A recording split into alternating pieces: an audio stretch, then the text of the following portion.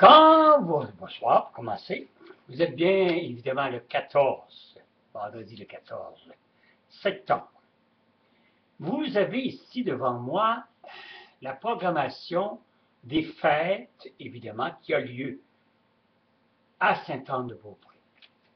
Vous ouvrez, vous constatez que la première journée, bien détaillée ici, et je les lis, cocktail d'ouverture de IGA Boucherie, Chouinard et Fils. Musique d'ambiance au Château des Pâques éolien. Vous allez me dire, c'est quoi? Oui, c'est une fête qu'on organise depuis la 5e année, évidemment, à Sainte-Anne-de-Beaupré, face, évidemment, à la basilique de Sainte-Anne. Ce que je déplore, voici, vous allez me dire, je suis critiqueux, mais c'est une fête ce soir qui a eu lieu, qu'on appelle dans une galerie d'art. Et évidemment, a méprisé, a fait le monopole et s'est accaparé évidemment de tout ce cocktail dans lequel le public n'avait pas accès. Juste une bureaucratie, une crasse certaine qui évidemment était, évidemment, on a reçu la première ministre, Mme Marois, M. Labaume, etc. Écoutez, si vous mettez dans un pamphlet cocktail, ce qui veut dire qu'il est ouvert au public, ne faites pas des fêtes qui sont juste pour une petite poignée de bureaucrates ou des gens qui se prennent pour d'autres parce qu'ils ont l'anus trop haut, ou pour la simple raison, si vous mettez dans un pamphlet qu'un cocktail, ça doit donc être une fête, c'est marqué la grande fête de la Côte-de-Beaupré. Ce n'est pas marqué fête privée pour une galerie d'art, ni vu ni connu, exemple. Alors, pourquoi ce stratagème de recevoir toute cette pléiade de gens et s'accaparer de tout ça, évidemment, et de laisser foirer les 9 et 10 autres commerces qui, eux autres, ont pignon sur rue et qui, évidemment, n'ont jamais été invités à ce cocktail qu'on appelle un cocktail de bureaucratie pour moi je beurre, j'emmène le beurre, mais j'emmène le beurre avec. Évidemment, ça l'a attiré les curieux, ce qui est normal. On pensait que le cocktail, et ça, on m'en est venu me dire, parce que moi j'étais assis dans un fauteuil extérieur avec mon épouse et on a constaté la déchéance totale du snobisme quand c'est des trucs comme vous et moi. Alors, ils n'ont pas se pavaner plus haut que nous. Et ce que je déplore, c'est que le cocktail était censé être public, ouvert à tous, et évidemment pas à une petite clique très renfermée. M. Labaume est arrivé, il avait le droit. Il va être sur le bateau demain, évidemment, avec sa panoplie, et évidemment, pour voir le feu d'artifice de la Côte-de-Beaupré. Maintenant, Mme Marois, qui appartient à la Côte-de-Beaupré, parce que, après tout, à l'exception d'être Premier ministre, elle a évidemment tout la Côte-de-Beaupré, Charlevoix et tout ça. Elle est, après tout, une députée et elle a été nommée fortement pour la représenter. Ce que je trouve ça tout à fait normal. Mais on aurait pu présenter ces gens-là au public qui assistait. Les morons, moi et tous les autres morons, en surplus, il y aura toujours les mêmes parasites et toujours les mêmes morpions de société qui vont s'incruster dans toute la fête pendant les 3 jours. Ça, c'est sûr et certain, ça a toujours été, ça fait 5 ans. Mais d'autres personnes sont venues pour pouvoir voir Mme Marois, voir M. Labaume, mais comme je vous ai dit, c'était dans le petit circuit fermé. Alors, on avait là des vrais morons qui assistaient à quelque chose qui n'est plus notre planète. Alors, pourquoi faire de la fausse publicité quand on dit qu'un cocktail qui est ouvert pour le public, c'est pas un petit cocktail dans la privatisation de vous laisser poirer là, mais juste une petite gang. Évidemment, il y avait les artisans, les commanditaires de cette fête.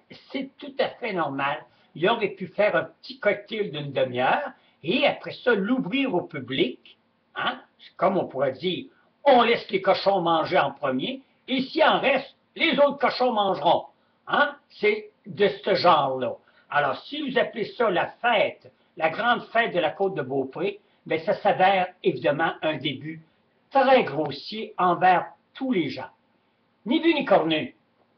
Saviez-vous que si vous n'étiez pas là, on continuerait à vivre. Mais si nous, on ne serait pas là, les 9 et 10 autres commerçants, vous ne seriez pas là. D'accord?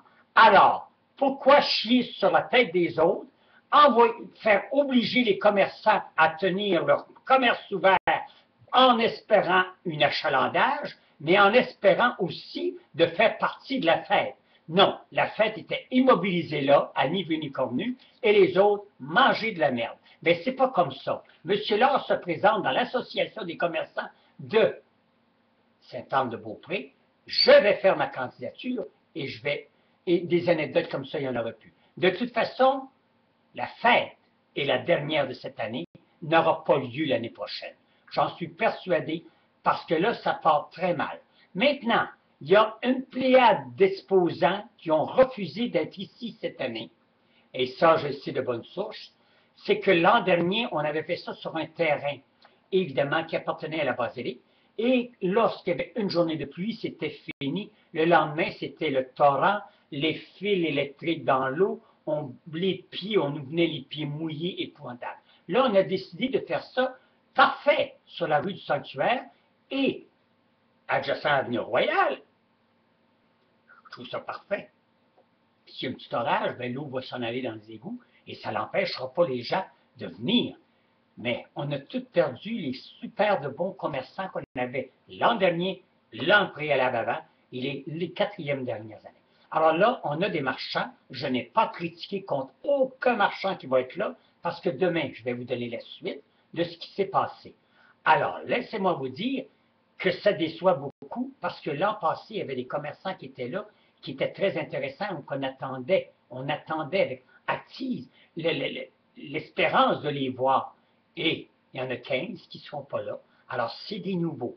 Je n'ai rien contre les nouveaux, parce que ça va évidemment faire de l'échange. Ça va probablement. Mais ce que je déplore, c'est tout le temps tirer la couverte de son côté et de faire de la fausse publication. À un tel point que même des gens qui ont eu commerce ici, sont rendus des personnes âgées qui habitent un beau gros bloc ici, pensaient qu'on pouvait voir quelques chansons de Laurence Jalbert. C'est elle qui est en spectacle au moment où je vous parle. Elle aurait pu venir faire une ou deux prestations, préenregistrer, s'arrêter. Tu sais, je veux dire, non. Elle est renfermée dans la chapelle. C'est pas qui veut qu'il rentre dans la chapelle. On a fouillé la chapelle, évidemment, avec Mme Marois rentre. C'est tout à fait normal. Vous n'avez pas vu le déploiement quand ça s'est arrivé, ces deux personnages-là, un après l'autre. Et évidemment, elle aurait pu venir, je ne sais pas, me semble-t-il, venir faire un petit tour, chanter quelques pièces. Évidemment, il faut payer 45 si je ne fais pas erreur, pour l'entendre chanter. Il n'y a rien là, 45 mais c'est comme je vous dis, si vous organisez quelque chose, organisez-les donc comme du monde. Attendez-moi pas à ce que je sois ouvert demain soir jusqu'à 10 heures. D'un cul, mes enfants, Pépé va partir bien de bonne heure, parce que ça ne rapporte rien, absolument rien aux commerçants qui sont là. Et s'il fait la pluie qui annonce, ça sera encore une autre réception qu'on aura déjà vue, passée et oubliée.